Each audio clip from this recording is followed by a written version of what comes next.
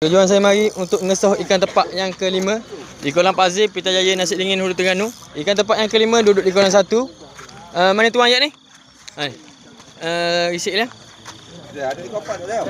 Okey, nombor jangan dia 8449. Ikan dia tepak 22 25, masa dia timbang pukul 11.13 minit. Gelang dia? Ada. Gelang dia kan main nombor jangan sekali. Ni. Okey, nombor jangan ya 84. Assalamualaikum. Tujuan saya mari untuk ngesoh ikan tepak yang keempat di kolam Pak Zee, Putrajaya, Nasi Dingin, Hulu Terengganu. Ikan tepak yang keempat duduk di kolam 2. Okey, ni tuang dia. Mana risik timbang ni? Okey, ni risik timbang dia. Okey, ikan dia tepak 22 25, masa ditimbang pukul 12.46. Pukul 10.46. Allah tu risau pandang. Okey, assalamualaikum.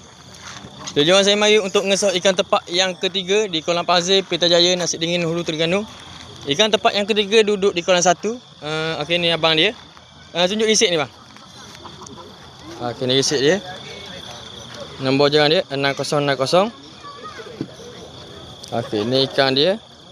Atas tu 22 25, masa timbang pukul 10.39. 10.39. Okey, assalamualaikum. Tujuan saya mari untuk ngesoh ikan tepak yang ke-6 di kolam Pak Zee, Putrajaya, Nasi Dingin, Hulu Terengganu. Ikan tepak yang ke-6 duduk di kolam 6. Okey, mana ni tuan ayat ni? Tunjuk ke ya? Okey, ikan dia tepak 22 52.